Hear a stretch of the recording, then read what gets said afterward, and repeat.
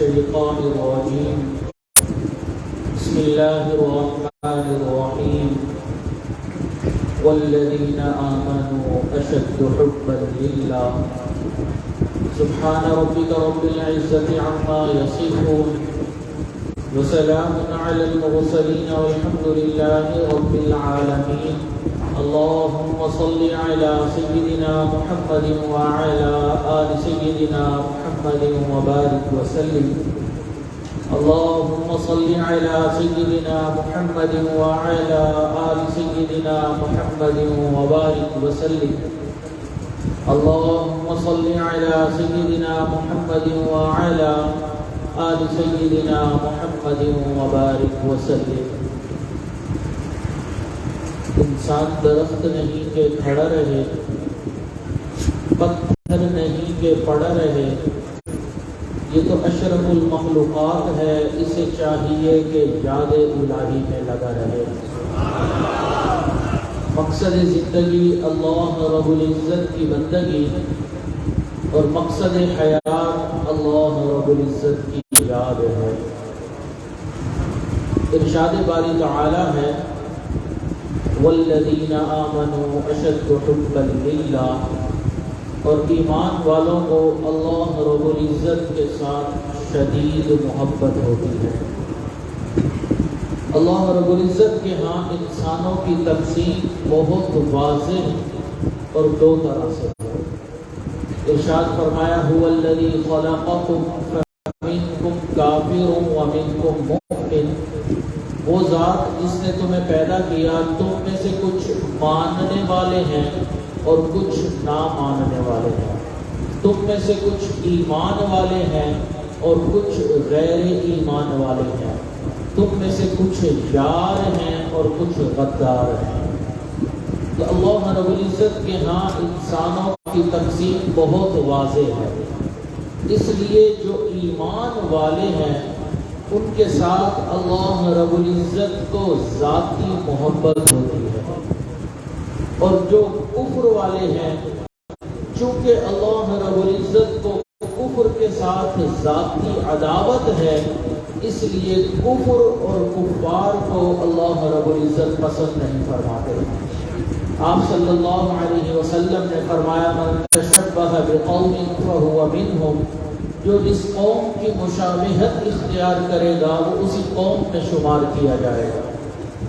ہندوستان کے ایک بڑی عمر کے بزرگ تھے، لوگوں میں ان کی نیکی کا چرچا تھا، وفات ہو گئے۔ کسی نے خواب میں دیکھا، پوچھا کہ آگے کیا بنا؟ کہنے لگے کہ ایک مرتبہ ایسا ہوا کہ ہندوؤں کی ہولی کا دن تھا، یہ ان کے ہاں عید کا دن تہوار ہے کہ جس دن وہ ایک دوسرے کے اوپر رنگوں کو پھینکا کرتے ہیں۔ تو کہنے لگے کہ میں کسی کام سے اپنے گھر سے نکلا، ہولی کا دن تھا، منہ کے اندر پان تھا، کھاتا کھاتا چل رہا تھا، مجھے پان کی پیپ پھینکنے کی ضرورت پیش آئی، سمجھ نہ آئی کہ کہاں پھینکوں۔ اتنے میں میری نظر گدھے کے اوپر پڑی تو میرے ذہن میں ایک شرارت سوجی، میں نے شرارتاً وہ پیپ گدھے کے اوپر پھینکتے ہوئے کہا کہ اے گدھے، آج ہولی کا دن ہے اور اس دن میں تجھے کسی نے نہیں رنگا، میں تجھے رنگ دیتا ہوں، بس اس بات پر اللہ رب العزت نے میری پکڑ فرما لی کہ تم نے غیروں کی مشابہت کیوں اختیار کی ہے۔ تو من تشبہ بقوم فہو منہم، جو جس قوم کی مشابہت اختیار کرے گا وہ اسی قوم میں شمار کیا جائے گا۔ اس لیے ہمیں چاہیے کہ ہم ایمان والوں کی مشابہت اختیار کریں، ہم مومنین کی مشابہت اختیار کریں، کیونکہ اللہ رب العزت کو ایمان والوں سے محبت ذاتی ہوا کرتی ہے۔ اللہ رب العزت قرآن مجید میں ارشاد فرماتے ہیں اللہ ولی الذین آمنوا، اللہ دوست ہیں ایمان والوں کے۔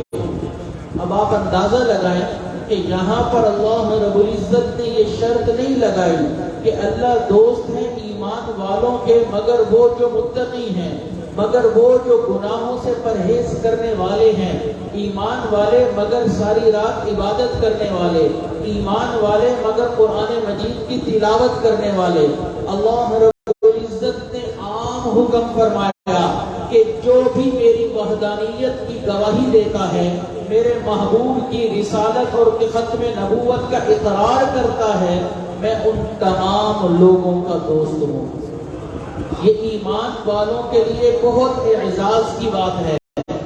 آپ غور تو کریں کہ آج ہم کسی سے دوستی نہیں لگاتے کہ وہ ہماری حیثیت کا نہیں، وہ ہمارے مقام اور مرتبے کا نہیں، تو ہم تو مخلوق ہیں، وہ خالق کائنات ہے، اس کے بعد بھی فرما رہے ہیں کہ مخلوق ہو پھر بھی میں تمہارا دوست ہوں۔ تو یہ ایمان والوں کے لیے کتنے اعزاز کی بات ہے۔ پھر آپ دیکھیں کہ اللہ رب العزت نے اس دوستی کی نسبت کو اپنی طرف رکھا، فرمایا اللہ ولی الذین آمنوا، اللہ دوست ہیں ایمان والوں کے۔ اللہ چاہتے تو یوں بھی فرما سکتے تھے کہ ایمان والے میرے دوست ہیں، اپنی طرف نسبت کی کہ میں ان کا دوست ہوں۔ یہ بڑے اعزاز کی بات ہے۔ اس کی مثال آپ یوں سمجھیں کہ جیسے ایک بادشاہ کسی بندی کو، بھکاری کو اپنے دربار میں بلائے اور کہے کہ آج کے بعد میں تمہارے دوستوں میں شامل ہوں، وہ اس کی خوشی کا کیا عالم ہوگا۔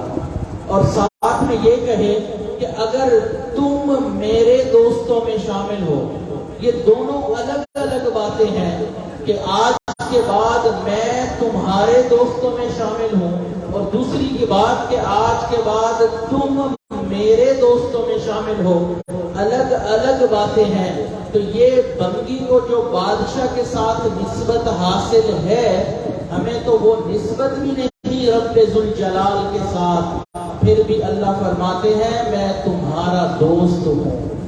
تو اللہ تعالی ہمارے دوست ہیں، اس لیے ہمیں چاہیے کہ ہم اس دوستی کا حق ادا کرتے ہوئے اگر محبت کریں تو اللہ رب العزت کے ساتھ کریں۔ یہ دل ایک ہے اور ایک ہی کے لیے ہے، تو اللہ رب العزت کی محبت کے لیے یہ دل بنا۔ اس دل کے اندر محبت لازمن ہوگی، یا تو مخلوق کی نفسانی شیطانی شہوانی محبت ہوگی، یا رب رحمان کی نورانی محبت ہوگی۔ یہ دل بنا ہی محبت کے لیے ہے، دل بحر محبت ہے، محبت یہ کرے گا لاکھ اس کو بچا تو یہ کسی پر تو مرے گا، کسی نہ کسی سے ضرور محبت ہوگی، پتھر سے ہو، خدا سے ہو، یا کسی انسان سے ہو، آتا نہیں ہے چین محبت کیے بغیر۔ تو جب محبت ہونی ہی ہے، محبت کرنی ہی ہے، تو ہم خالق کائنات سے کیوں نہ محبت کریں۔ ہم اپنی زندگی کی توانائی، اپنی زندگی میں اپنی طاقت، اپنی تمام تر مصروفیات کا جو محور ہو، مرکز ہو، وہ رب ذوالجلال کی ذات کو بنائیں کہ ہماری منزل اللہ رب العزت کی ذات ہے، ہماری منزل اللہ تعالیٰ کی محبت ہے، ہماری منزل اللہ رب العزت کا قرب ہے، ہماری منزل اللہ رب العزت کا عشق ہے۔ ہم اس دنیا میں دیکھتے ہیں کہ لوگ کچھ وجوہات کی بنیاد پر دوسروں سے محبت کرتے ہیں۔ دنیا میں اصول ہے کہ لوگ حسن و جمال کی بنیاد پر محبت کرتے ہیں۔ اگر کسی خوبصورت منظر کو دیکھا تو لوگ اپنی گاڑیوں کو روک کر کھڑے ہو جاتے ہیں، اس منظر کو دیکھتے ہیں۔ لوگ طلوع شمس اور غروب شمس کے مواقع کو دیکھتے ہیں کہ کتنا خوبصورت موسم ہوتا ہے، کتنا خوبصورت منظر ہوتا ہے۔ لوگ پھولوں کو دیکھتے ہیں، کیوں؟ کیونکہ ان کو حسن کے ساتھ محبت ہو جاتی ہے۔ اسی طرح بعض نوجوان خوبصورت کوئی ٹھپا دیکھتے ہیں تو اس سے محبت کر بیٹھتے ہیں۔ تو دنیا کے اندر حسن و جمال کی بنیاد پر محبت کی جاتی ہے۔ تو اگر یہی قانون ٹھہرا کہ حسن و جمال محبت کی بنیاد ہے، تو وہ خالق کائنات خود کتنے حسین ہوں گے جنہوں نے حسن کو پیدا فرمایا۔ تو اس لیے ہمیں چاہیے کہ ہم اللہ رب العزت کے ساتھ محبت کریں. حدیث قدسی ہے، آپ صلی اللہ علیہ وسلم کو اللہ رب العزت نے فرمایا کہ اللہ جمیل ویحب الجمال، کہ اللہ تعالی بہت خوبصورت ہیں اور خوبصورتی کو پسند فرماتے ہیں. تو اللہ تعالی بہت حسین ہے، بہت خوبصورت ہے. علماء کرام نے جہاں جنت کا تذکرہ لکھا، وہاں پر انہوں نے لکھا کہ جب جنتی جنت میں داخل ہوں گے تو جنت کے حور و غلمان کا حسن اتنا زیادہ ہوگا کہ یہ جنتی ان حور و غلمان کے حسن کو دیکھتے رہیں گے اور اس حسن و جمال میں اتنا محو ہو جائیں گے کہ وقت گزرنے کا پتہ ہی نہیں چلے گا. 70 سال تک ٹکٹکی باندھ کے ان کے حسن و جمال کو دیکھتے رہیں گے. پھر ایک وقت آئے گا کہ اللہ رب العزت کا اہل جنت کے اوپر فضل ہوگا، کرم ہوگا. اللہ تعالیٰ اعلان فرمائیں گے کہ میں رب ذوالجلال اپنا دیدار کرواؤں گا. تو اہل جنت تیاریاں کریں گے جیسے کسی بڑے کی ملاقات کے لیے لوگ تیاریاں کرتے ہیں، اچھا لباس پہنتے ہیں، اچھا سوٹ پہنتے ہیں، اپنے آپ کو تیار کرتے ہیں.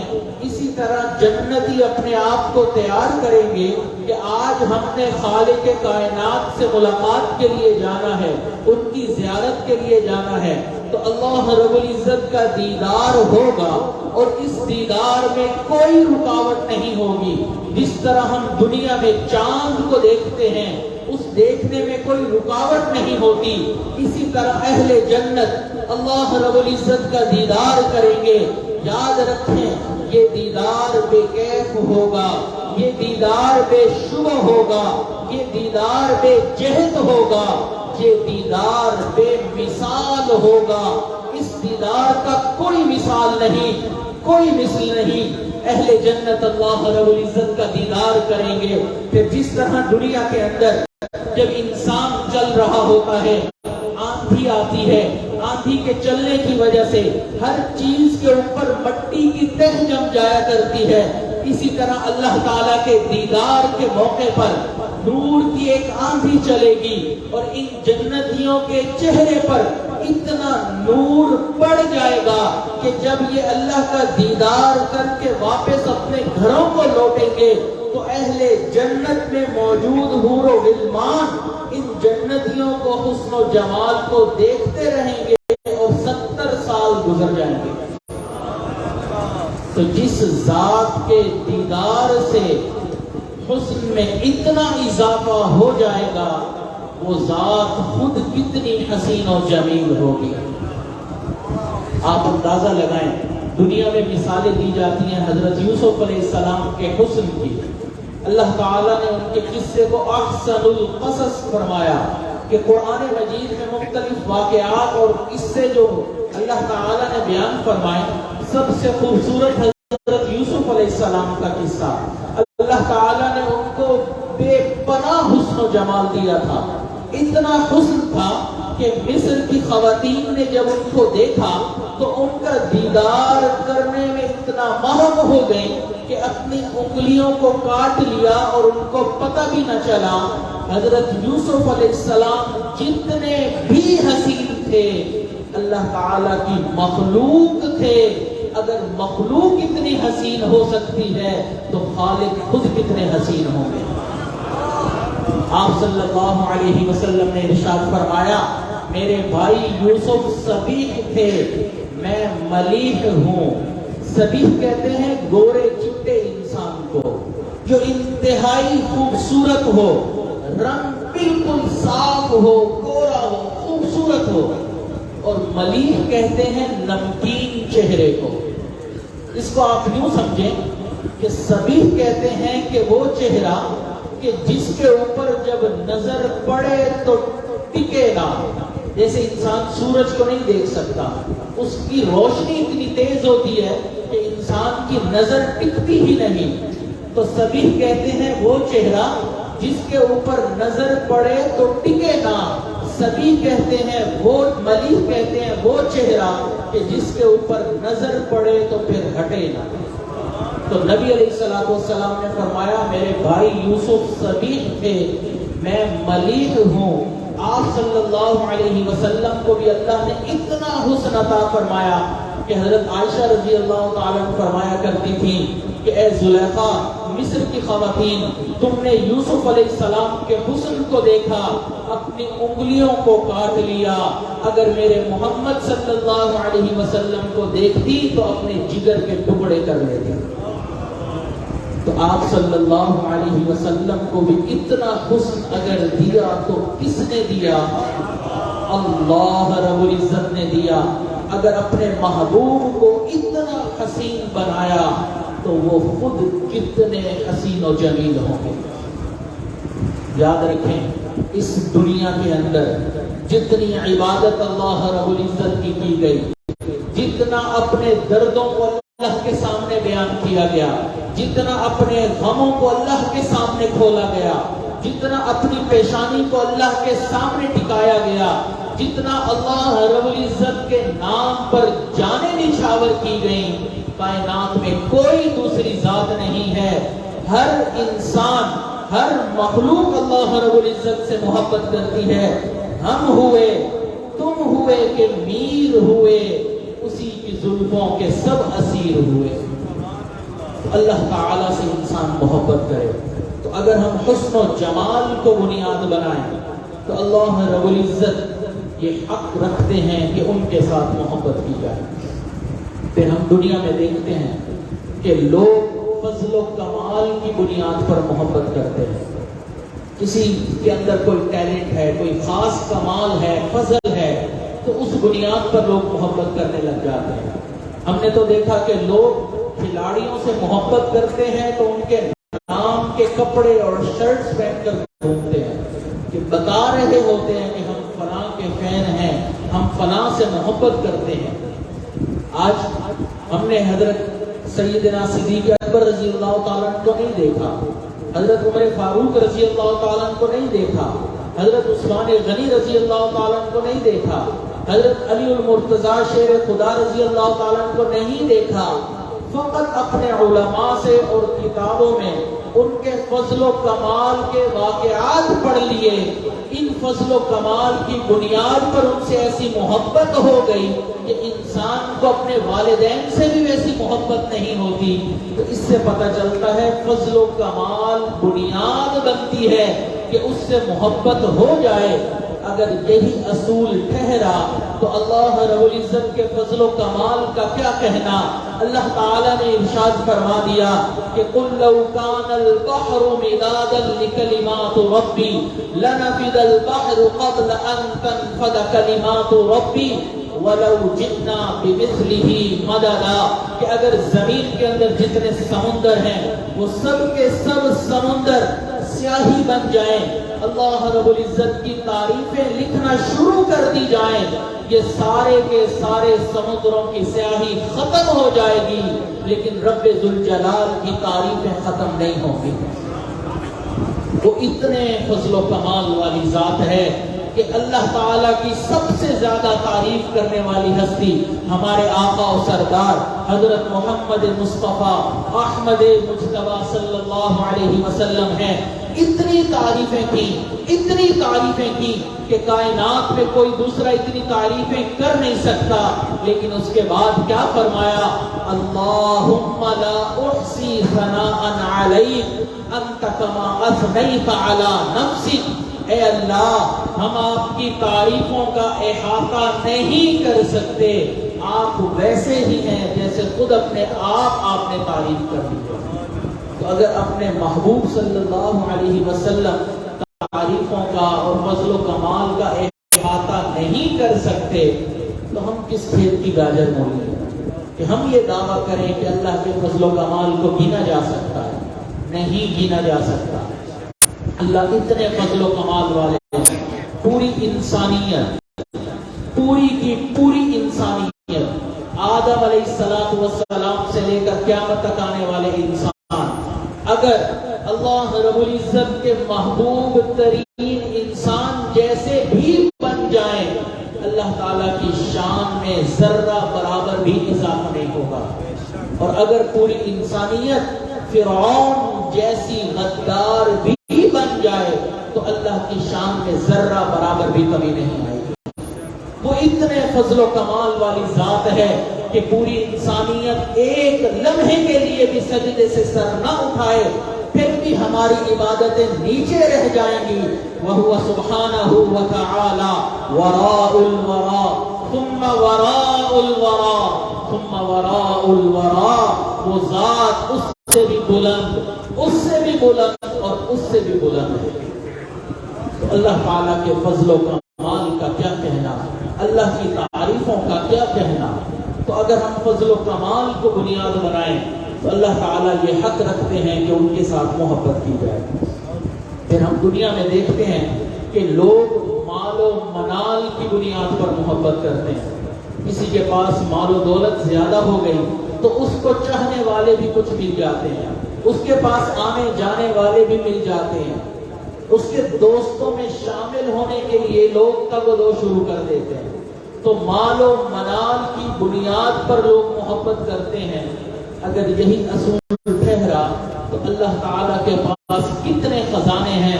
فرمایا وَلِلَّهِ خَزَائِنُ السَّمَاوَاتِ وَالْأَرْضِ، زمین و آسمان کے تمام خزانوں کی کنجیاں رب ذوالجلال کے پاس ہیں۔ جب سے یہ کائنات بنی ہے، ایک تو ہے حضرت آدم علیہ السلام، نہیں، جب سے یہ کائنات وجود میں آئی ہے، حضرت آدم علیہ السلام سے پہلے بھی اللہ تعالیٰ کی مخلوق تھی جو اس دنیا میں موجود تھی۔ تب سے لے کر اللہ تعالیٰ کے خزانوں کو استعمال کیا جا رہا ہے، لیکن اللہ کے خزانوں میں ذرہ برابر بھی کمی نہیں آئی۔ حدیث مبارکہ میں ہے کہ اگر آدم علیہ السلام سے لے کر قیامت تک آنے والے آخری انسان ایک میدان میں اکٹھے ہو جائیں اور اللہ رب العزت سے اپنی مرضی کے مطابق، خواہش کے مطابق نعمتیں مانگنا شروع کر دیں، اللہ تعالیٰ ان کو وہ نعمتیں عطا بھی فرما دیں، تب بھی اللہ کے خزانے میں اتنی بھی کمی نہیں واقع ہوگی جتنی کمی سوئی کو سمندر میں ڈال کے باہر نکالا جائے تو سمندر میں کمی واقع ہو جاتی ہے۔ اللہ تعالیٰ کے پاس اتنے خزانے ہیں تو اللہ تعالیٰ یہ حق رکھتے ہیں کہ ان کے ساتھ محبت کی جائے۔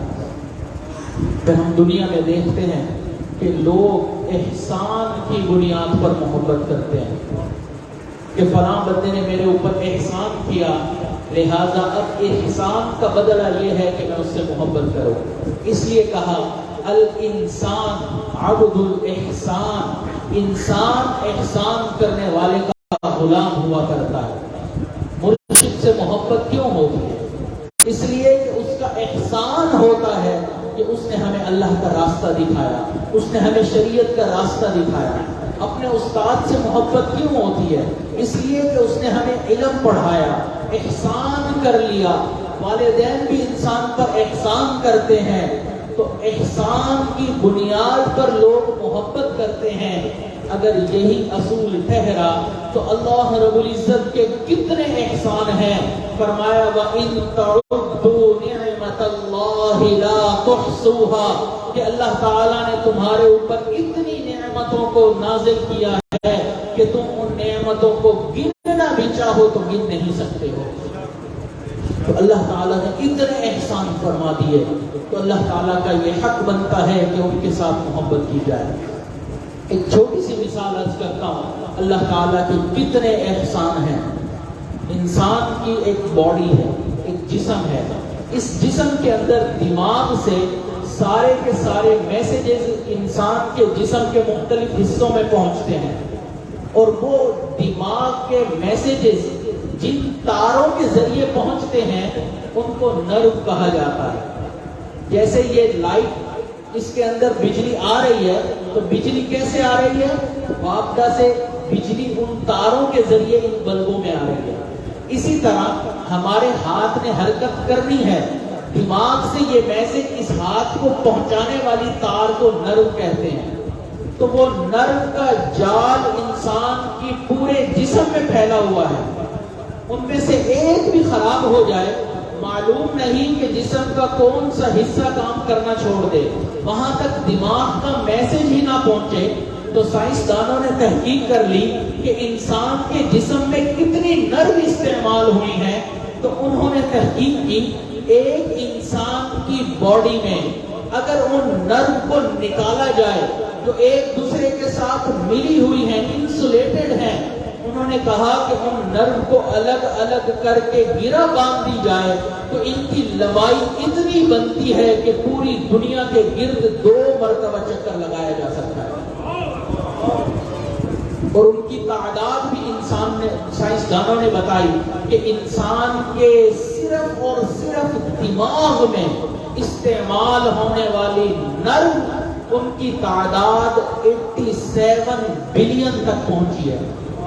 87 بلین، ملین بھی نہیں، بلین، کروڑوں اربوں میں چلا گیا معاملہ۔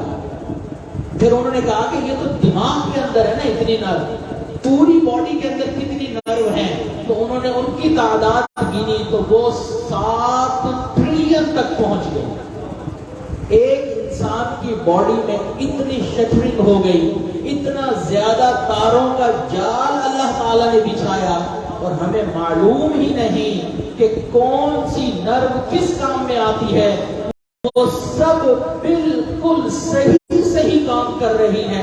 یہ کس کا کرم اور احسان ہے؟ اللہ رب العزت کا کرم اور احسان ہے۔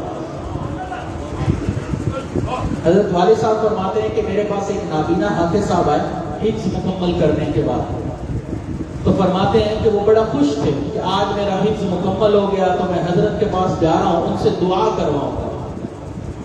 فرماتے ہیں کہ وہ میرے پاس آئے اور خوشی خوشی کہنے لگے کہ حضرت آج میں نے آپ سے بڑی اسپیشل اور خاص دعا کروانی۔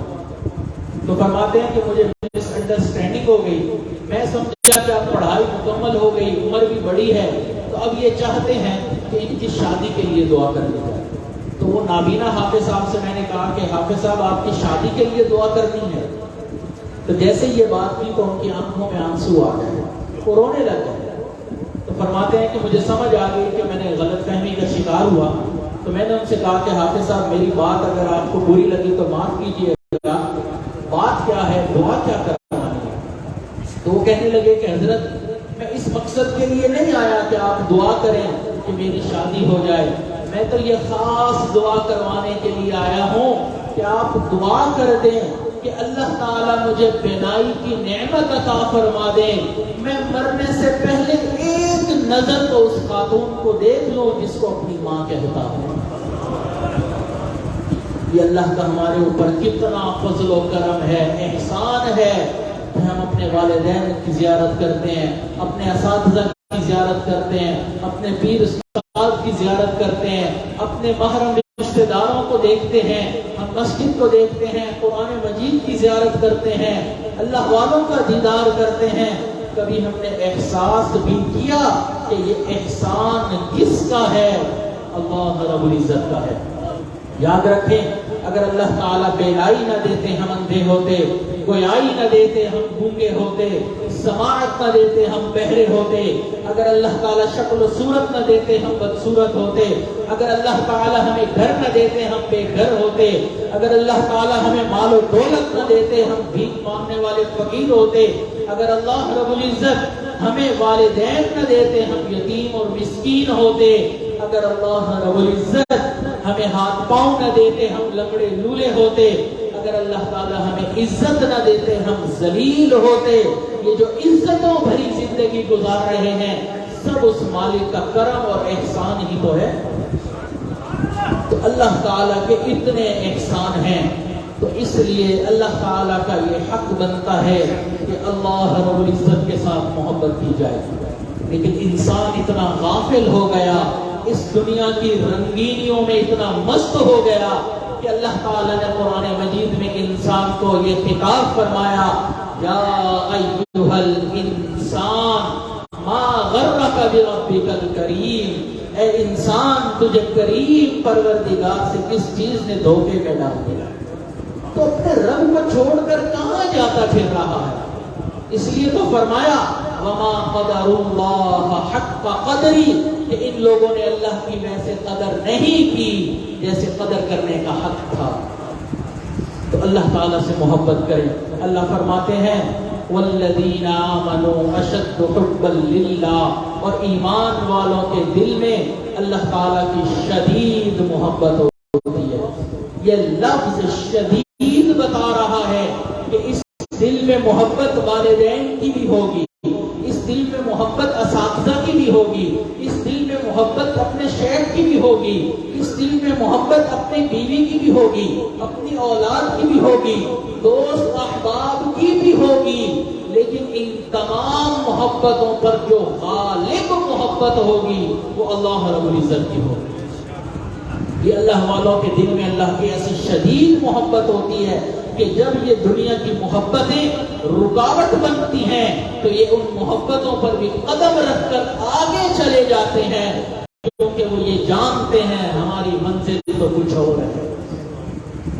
حضرت ابراہیم علیہ السلام بکریاں چرا رہے تھے، چراتے ہوئے قریب سے گزرے تھے، ایک شخص نے کہا حضرت ابراہیم علیہ السلام کو دیکھ کے، سبحان ذی العزت والعظمت والہیبت والقدرت والکبریاء والجبروت۔ جب اس شخص نے اللہ رب العزت کی تعریف میں اتنے خوبصورت مسجع منقع الفاظ بیان کیے، حضرت ابراہیم علیہ السلام تو اللہ کے خلیل تھے، اللہ سے محبت کرنے والے تھے، دل تڑپ اٹھا، اس شخص کے پاس آئے، کہنے لگے اے بھائی، آپ نے ابھی اللہ تعالیٰ کی عظمت میں، اللہ کی محبت میں کچھ الفاظ کہے ہیں، یہ الفاظ دوبارہ دہرا دو۔ وہ کہنے لگا اے ابراہیم علیہ السلام، میں وہ الفاظ دوبارہ کہہ تو دوں، لیکن آپ ان الفاظ کے دوبارہ کہنے کے بدلے میں مجھے کیا دیں گے؟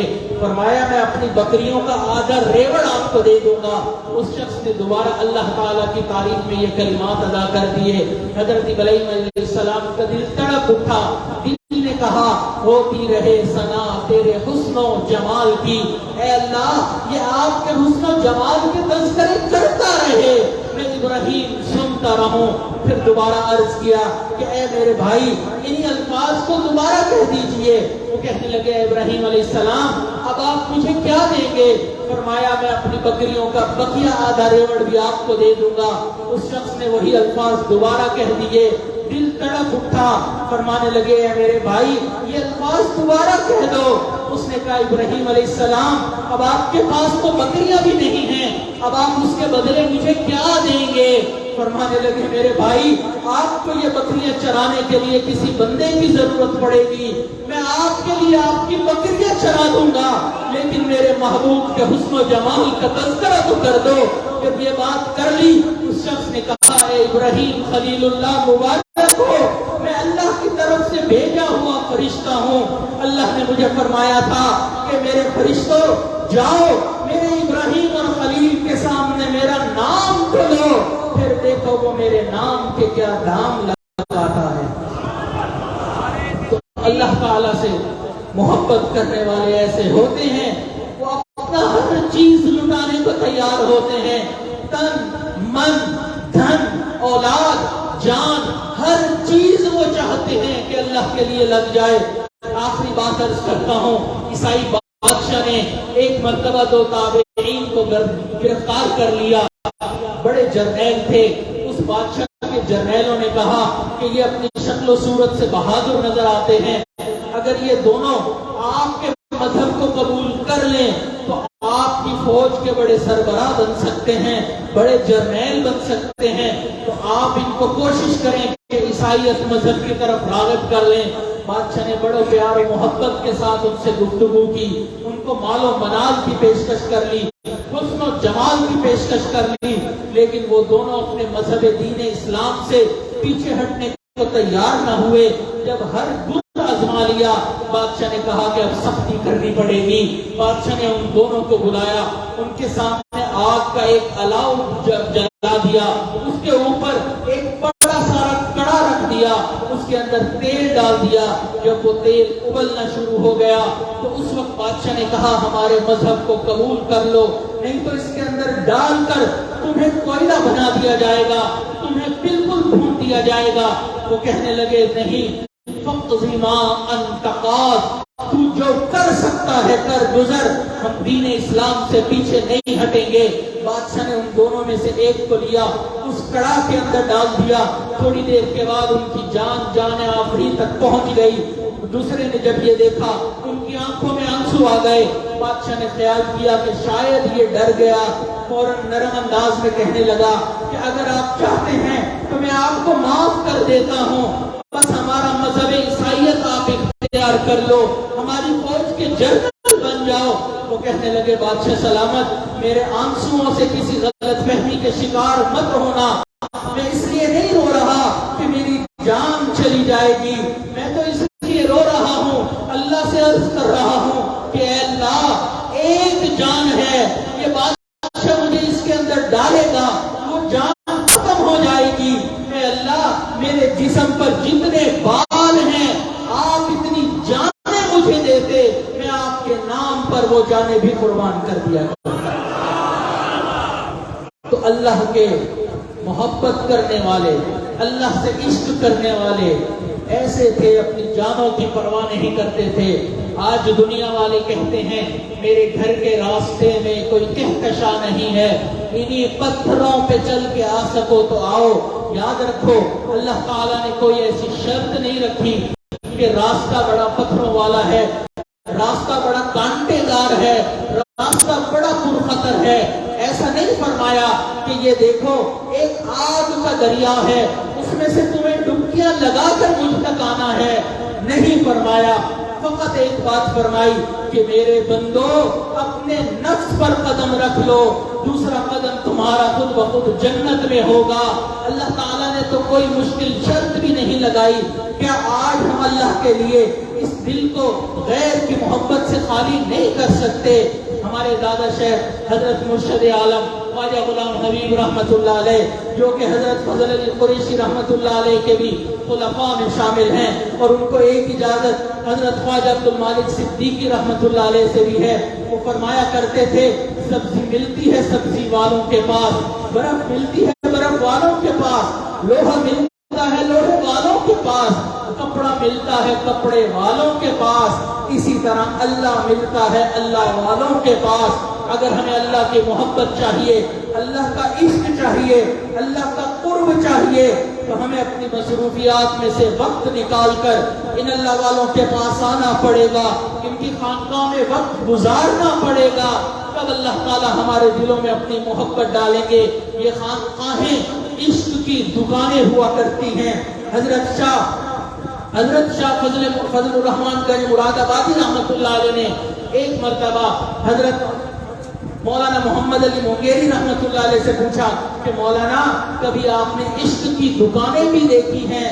وہ تھوڑی دیر سوچنے لگے، پھر فرمانے لگے حضرت میں نے عشق کی 2 دکانیں دیکھی ہیں، ایک شاہ آفاق رحمت اللہ علیہ کی خانقاہ جو سلسلہ عالیہ نقشبندیہ کے ایک شیخ تھے، دوسرا حضرت شاہ غلام علی مجددی رحمت اللہ علیہ کی خانقاہ۔ فرمایا یہ عشق کی دکانیں ہیں، یہاں پر لوگ آتے ہیں، اللہ کی محبت کی پڑیاں لیتے ہیں، اللہ تعالیٰ ان کے دلوں میں اپنی محبت ڈال دیتے ہیں۔ انہی خانقاہوں میں سے بڑے بڑے لوگوں نے اللہ کی محبت کو پایا۔ آپ دیکھتے نہیں کہ ایک سرکاری نوکری کرنے والے حضرت خواجہ مجذوب الحسن رحمت اللہ علیہ ایک شاعر بھی تھے، سرکاری نوکری بھی کرتے تھے، اللہ تعالیٰ نے ان کے دل کو پلٹ دیا۔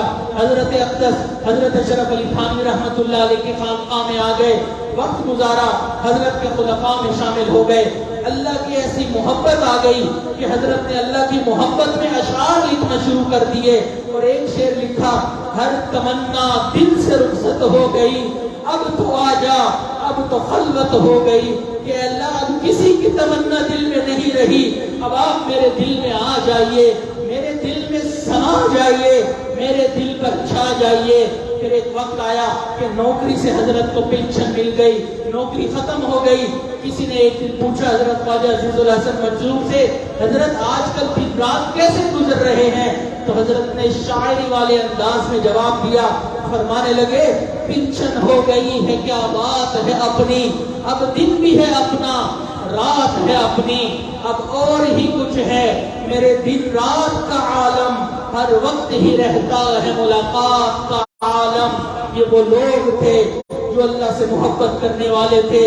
آج ہم انہی لوگوں کے ساتھ اپنے آپ کو نتھی کرتے ہیں، اپنے آپ کو وابستہ کرتے ہیں، اپنے آپ کو جوڑتے ہیں، لیکن ہماری زندگی اللہ سے محبت کی خالی ہے.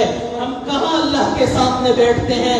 کبھی کوئی وقت ہوا کہ ہم اللہ کے سامنے بیٹھے ہوں، سر جھکایا ہوا ہو، ندامت ہو کہ اللہ ہم اپنے گناہوں پر شرمندہ ہیں، توبہ کرتے ہیں. ہمارے دن بھی توبہ سے خالی، ہماری راتیں بھی توبہ سے خالی. وہ نوجوان جو راتوں میں اٹھ کر اللہ کے نام کی ضربیں لگایا کرتا تھا، اس کے سینے میں اس کا دل کانپ اٹھتا تھا. آج ویسے نوجوان نظر نہیں آتے. ساری رات اسکرین کے سامنے بیٹھ کر آنسو بہانے والے نوجوان کو نہیں پتا کہ یہ کن اکابر کی روحانی اولاد تھی. کبھی اے نوجوان مسلم تدبر بھی کیا تو نے، وہ کیا گردوں تھا تو ہے ٹوٹا ہوا جس کا افطارا. تجھے اس قوم نے پالا ہے آغوش محبت میں، کچل ڈالا تھا جس نے پاؤں میں تاجے سرے دارا. تجھے اپنے آبا سے کوئی نسبت ہو نہیں سکتی کہ تو گفتار وہ کردار، تو ثابت وہ سیارہ. وہ اکابرین عمل کرنے والے تھے، ہم عمل کرنے والے بھی نہیں. ہم کیسے اپنے آپ کو ان سے جوڑتے ہیں؟ اگر ہمیں جوڑنا ہے تو ان کے نقش قدم پر چلتے ہوئے ذکر کرنا پڑے گا، توبہ کرنی پڑے گی. اس لیے ہمیں چاہیے کہ ہم ان خانقاہوں میں آئیں تو ہماری ایک ہی طلب ہو کہ ہم اللہ سے اللہ کو مانگ لیں. آج اللہ والوں کے پاس آ کر مال و دولت کی دعائیں کروانے والے بہت، کاروبار میں برکت کی دعائیں کروانے والے بہت، گھر بار مانگنے والے بہت، لیکن اللہ سے اللہ کو مانگنے والے بہت کم رہ گئے. دعا کرے کہ اللہ ہمیں ان لوگوں میں شامل فرما لے جو لوگ اللہ سے اللہ کی محبت چاہنے والے ہیں. اللہ تعالیٰ سے یہی دعا ہے کہ اللہ تعالیٰ ہمیں اپنے محبین بندوں میں شامل فرمائے اور ہمیں قیامت والے دن اپنے عاشقین بندوں میں شامل فرمائے. وآخر دعوانا ان الحمد للہ رب العالمین. دعا سے پہلے تھوڑی دیر کے لیے سب رات مراقبہ کر لیجیے، آنکھوں کو بند کر لیں، سر جھکا کر اللہ کی یاد میں ڈوب جائیں. یہ تصور کریں کہ اللہ رب العزت کی رحمت آ رہی ہے، میرے دل میں سما رہی ہے، دل کی ظلمت اور سیاہی دور ہو رہی ہے اور میرا دل کہہ رہا ہے اللہ اللہ اللہ.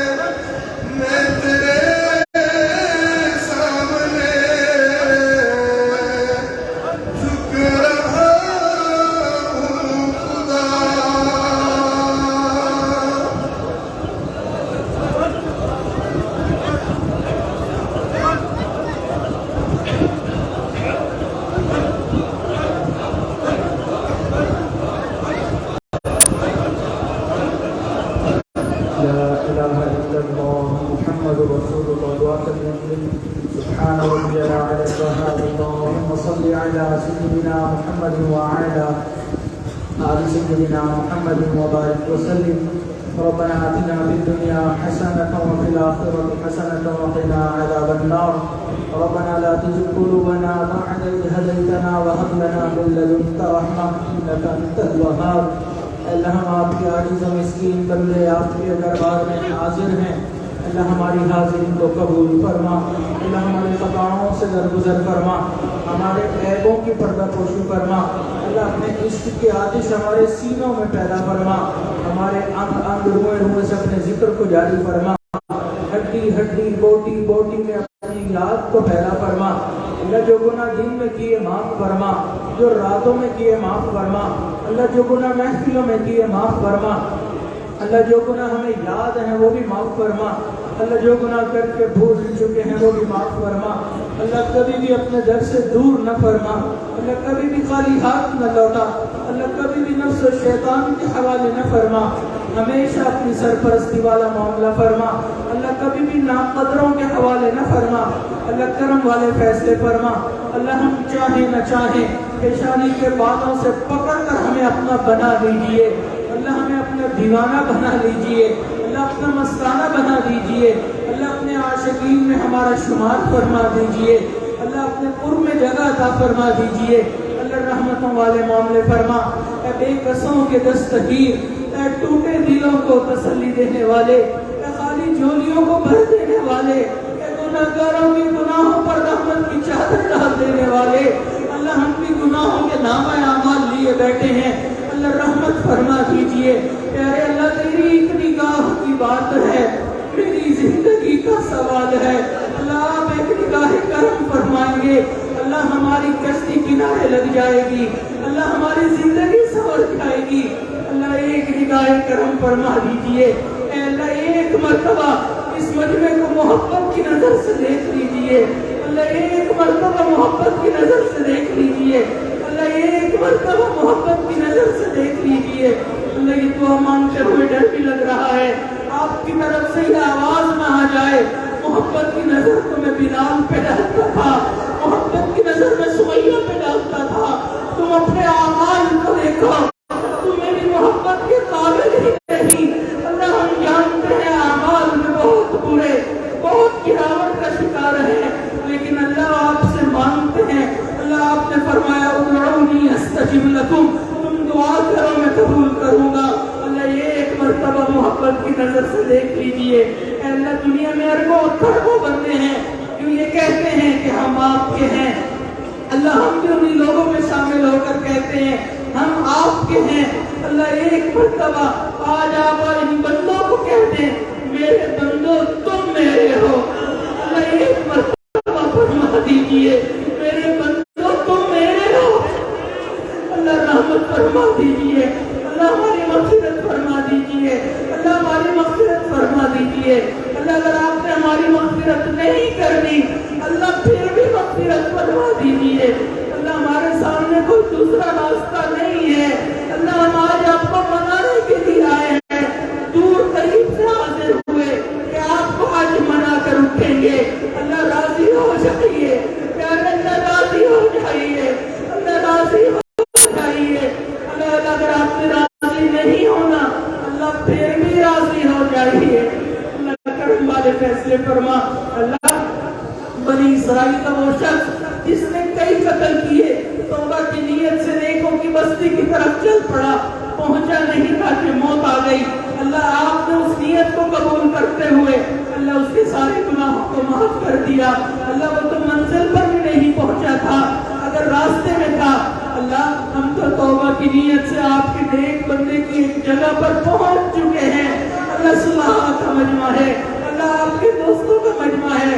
اللہ ہماری توبہ بھی قبول فرما دیجئے, کرم والے فیصلے فرما دیجئے. اے اللہ رحمتوں والے معاملے فرما. اے اللہ آپ نے حضرت موسیٰ علیہ السلام ہارون علیہ السلام کو فرعون کی طرف بھیجا, فرمایا فَقُولَا لَهُ قَوْلًا لَّيِّنًا, اس کے ساتھ نرم انداز میں گفتگو کرنا. اللہ وہ شخص جو انا ربکم الاعلی کا دعویٰ کرتا تھا آپ اس کے ساتھ بھی نرم انداز میں گفتگو کرنے کا حکم فرماتے ہیں. اللہ یہ وہ مجمع ہے کہ سبحان ربی الاعلی کی گواہیاں دیتا ہے. اللہ اللہ نرمی والا معاملہ فرما دیجیے، اللہ کرم والے معاملہ فرما۔ اللہ ہم آپ کو منانا چاہتے ہیں، بس مان جائیے پیارے اللہ، مان جائیے اللہ، مان جائیے۔ اے دعا فریاد کر عرش بری کو تھام کے، اے خدا رخ پھیر دے اب گردش ایام کے، خلق کے راندے ہوئے دنیا کے ٹھکرائے ہوئے، آئے ہیں اب تیرے در پر ہاتھ پھیلائے ہوئے۔ پرستوں کی اگر کی تو نے دل جوئی نہیں، تانا دیں گے بت کے مسلم کا خدا کوئی نہیں۔ خار ہیں بدکار ہیں ڈوبے ہوئے ذلت میں ہیں، جو بھی ہیں آقا تیرے محبوب کی امت سے ہیں۔ اللہ اگر آپ نے معاف نہ کیا، اسی گناہوں والے نامہ اعمال بھی قیامت والے دن کھڑے ہو گئے، اللہ وہاں ہم اپنے آقا کو کیا منہ دکھائیں گے؟ اللہ ہم تو دنیا میں دو لوگوں کے سامنے کی ذلت برداشت نہیں کر سکتے۔ اللہ اگر ہم وہاں نامہ اعمال کھل گیا، اللہ پوری انسانیت کے سامنے کی ذلت کیسے برداشت کریں گے؟ اللہ وہاں آپ کے انبیاء بھی ہوں گے، وہاں آپ کے محبوب بھی ہوں گے، اللہ ہمارے والدین اساتذہ بھی ہوں گے، اللہ ہم ان کا سامنا کیسا کریں گے؟ اللہ اگر آپ نے ہمارے نامہ اعمال کو کھولا، ہمارے گناہوں کو ظاہر کر دیا، تو ایسا نہ ہو کہ آپ کے محبوب فرمائے میں نے دنیا میں کہا تھا لا تصبحوا وجهي يوم القیامہ، قیامت والے دن میرے چہرے کو کالا نہ کرنا۔ تم کیا دنیا میں کام کر کے آ گئے، اب تمہاری وجہ سے مجھے شرمندگی اٹھانی پڑ رہی ہے۔ اللہ ہماری طرف سے اپنے آقا و سرکار کو بہترین اجر عطا فرمائیے، اللہ ان کو ہماری طرف سے عزتوں کے ساتھ سرفراز فرمائیے۔ اللہ کرم والا معاملہ فرما، اللہ قیامت والے دن اپنے محبوب کی شفاعت والے لوگوں میں شامل فرما، ان کے ہاتھوں سے کوثر کا جام نصیب فرما، ان کے جھنڈے تلے جگہ نصیب فرما۔ اللہ آپ کے محبوب نے فرمایا قیامت والے دن کچھ لوگ ایسے ہوں گے کہ جب وہ کھڑے ہوں گے آپ ان کو دیکھ کر مسکرائیں گے، وہ آپ کو دیکھ کر مسکرائیں گے۔ اللہ ہم اس قابل تو نہیں، لیکن قیامت کا دن ہو آپ ہمیں دیکھ کر مسکرائیں، ہم آپ کو دیکھ کر مسکرائیں، ایک آواز آ جائے یا ایتھا النفس المطمئنہ ارجعی الی ربک راضیۃ مرضیہ فادخلی فی عبادی وادخلی جنتی۔ اللہ کرم فرما دیجئے، اللہ کبھی بھی اپنے در سے دور نہ فرمائیے۔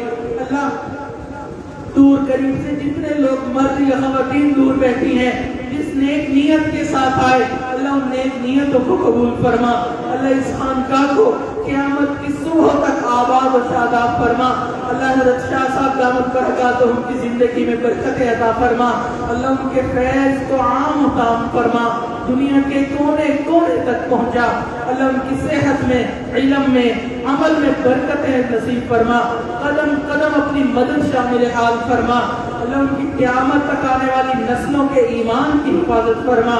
اللہ جس طرح آپ نے حضرت ابراہیم علیہ السلام کی اولاد میں ہزاروں انبیاء کو پیدا کیا، اللہ حضرت شاہ صاحب کی قیامت تک آنے والی اولادوں میں ہزاروں اولیاء کو پیدا فرما۔ اللہ جس طرح آپ نے حضرت ابراہیم علیہ السلام کی اولاد میں اپنے محبوب کو مبعوث فرمایا، اللہ حضرت شاہ صاحب کی قیامت والے تک آنے والی اولاد میں اللہ کسی اپنے عاشق کو پیدا فرما، اللہ کسی قرآن کے داعی کو پیدا فرما۔ اللہ ہمارے والد صاحب، حضرت والد صاحب کی طبیعت بھی خراب ہے، اللہ ان کی بھی صحت میں برکت عطا فرما، قدم قدم اپنی مدد شامل حال فرما۔ اللہ حاسدین کے حسد سے ان کی حفاظت فرما، برا چاہنے والوں کی برائی سے ان کی حفاظت فرما۔ اللہ ان کی قیامت تک آنے والے نسلوں کے ایمان کی حفاظت فرما۔ اللہ حضرت قریشی رحمت اللہ علیہ کی قبر کو اے اللہ اپنے نور سے منور فرما۔ اللہ ان کی قبر کو اپنے باغوں میں شامل، جنت کے باغوں میں شامل فرما، قرب کے اعلیٰ ترین درجات عطا فرما۔ اے اللہ جو بیمار ہیں ان کو شفائے کاملہ عاجلہ مستمرہ عطا فرما۔ اللہ ہم سب کو دین کے اوپر جمع فرما، خیر کے اوپر جمع فرما۔ ہمارے اس پیارے ملک پاکستان کی حفاظت فرما۔ اے اللہ تینوں حرم کی حفاظت فرما، دعوت و تبلیغ کے کام کی حفاظت فرما، جہاں اللہ اللہ ہوتی ہے ان خانقاہوں کی حفاظت فرما، مدارس عربیہ کی حفاظت فرما۔ اقامت دین کی کوششیں جہاں ہو رہی ہیں جس شکل میں ہو رہی ہیں اللہ ان کو شرف قبولیت عطا فرما. اللہ آپ کے محبوب صلی اللہ علیہ وسلم اور جتنے آپ کے انبیاء نیک لوگ آئے انہوں نے جو خیریں مانگی اللہ وہ سب خیریں ہمیں بھی عطا فرما. جن شرور سے پناہ مانگی اللہ ہمیں بھی پناہ عطا فرما. اللہ ہم نے جو مانگا عطا فرما, جو مانگنا چاہیے تھا نہیں مانگ سکے اللہ ہمیں وہ بھی عطا فرما. اللہ سب کی نیک مرادوں کو پورا فرما. ہماری ان دعاؤں کو اپنی رحمت سے قبول فرما. ربنا تقبل منا انك انت السميع العليم وتب علينا انك انت التواب الرحيم. وصلى الله تعالى على خير خلقه سيدنا محمد وعلى آله وأصحابه أجمعين.